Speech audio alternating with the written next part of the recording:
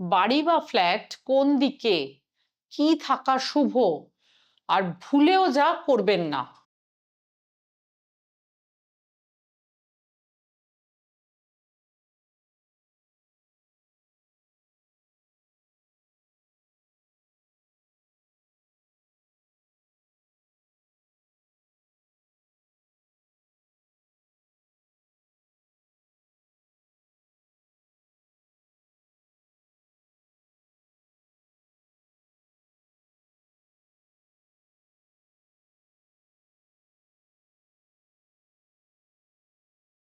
নমস্কার, আমি রাজশ্রী। প্রত্যেককে স্বাগত জানাচ্ছি আমার ইউটিউব চ্যানেল ও ফেসবুক পেজ গণেশ সাধিকা রাজশ্রীতে।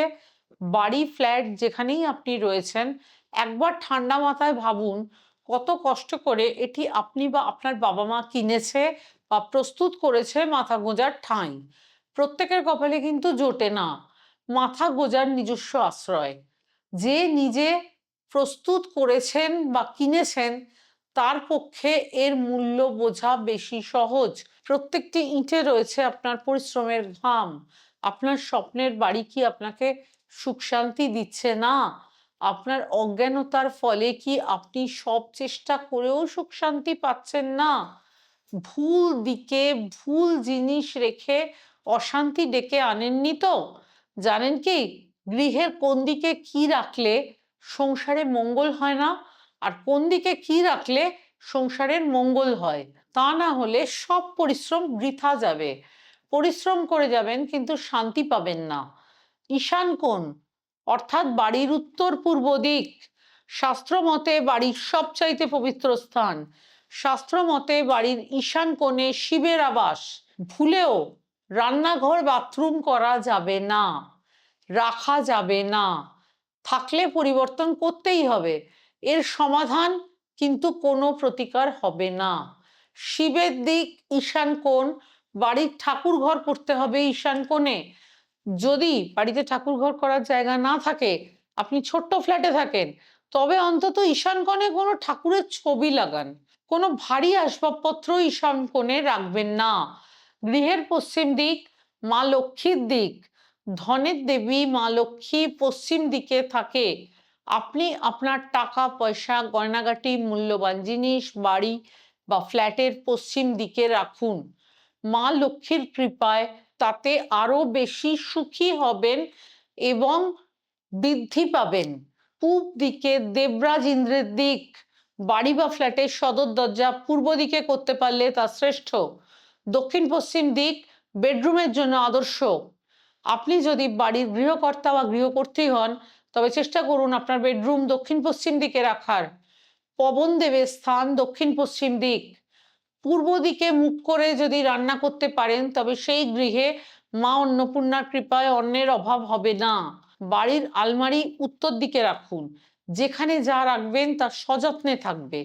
এমন বাড়ি বা ফ্ল্যাট কিনবেন না যাতে আলো হাওয়া ঢোকে না, তা না হলে চিকিৎসা ব্যয় বৃদ্ধি পাবে। বাড়ি যদি রাস্তার থেকে নিচু হয় তা গৃহের জন্য শুভ নয়। যাদের বাড়ি রাস্তা থেকে নিচু, তার ফ্লোরটা একটু উঁচু করতে পারলে ভালো। যারা দোকান কিনছেন বা ভাড়া দিচ্ছেন ব্যবসার জন্য, তাদের মাথায় রাখতে হবে রাস্তা থেকে দোকান যেন নিচু না হয়। আর যদি হয়, তবে মনের মতন উন্নতি কোনোদিনই সম্ভব নয়। বাড়ির উত্তর দিকে বেল থাকা শুভ নয়। তাল তেঁতুল গাছ বাড়িতে না থাকাই ভালো। অনেকে আবার তেঁতুল গাছের বনসাই করেন। বাড়িতে রাখবেন না তেঁতুল গাছ। নেগেটিভ এনার্জির আগমন ঘটে। যাদের পক্ষে সম্ভব তারা বাড়ি বা ফ্ল্যাটে রোজ গঙ্গা জল ছেটান। এর চাইতে শুভ আর কিছু হতে পারে না। যারা সন্ধ্যা প্রদীপ দেখান, তারা সম্ভব হলে ধুনোও জ্বালাবেন। ধুনোর ধোঁয়ায় রয়েছে বিশেষ গুণ। অশুভ শক্তি দূর হয়, শুভ শক্তি বৃদ্ধি পায়। দক্ষিণমুখী ঘর শ্রেষ্ঠ ঘর। উত্তরমুখী ঘর স্বাস্থ্যের জন্য শুভ বলা চলে না। বাড়িতে অবশ্যই যেন একটি তুলসী গাছ থাকে। বাড়িঘর পরিষ্কার পরিচ্ছন্ন রাখুন। অপরিচ্ছন্ন গৃহে মা লক্ষ্মী সুখী হয় না। বিশ্বাসে মেলায় বস্তু, তর্কে বহুদূর। মানলে শালগ্রাম শিলা, না মানলে পাথর। তবে দায়িত্ব নিয়ে বলবো, যারা মেনে চলবেন তারা অবশ্যই ভালো থাকবেন। যারা সরাসরি আমার পরামর্শ চাইছেন জন্মছক বিচার ও প্রয়োজনীয় তান্ত্রিক প্রতিকার গ্রহণ করতে নিজের বা নিজের প্রিয়জনের জন্য, তারা চাইলে যোগাযোগ করতেই পারেন। আমার যে কোনো চেম্বারে আসতে পারেন। দূরের দর্শকরা বা যাদের পক্ষে চেম্বারে আসা সম্ভব নয়, তারা অনলাইনে হোয়াটসঅ্যাপ ভিডিও কলের মাধ্যমে যোগাযোগ করতে পারেন। ভালো থাকুন, ঈশ্বরের পথে থাকুন, ধর্ম পালন ও রক্ষা করুন। ধর্ম রক্ষা পেলেই তো ধর্ম আপনাকে রক্ষা করবে। পরবর্তী অনুষ্ঠান দেখার আমন্ত্রণ রইল। নমস্কার।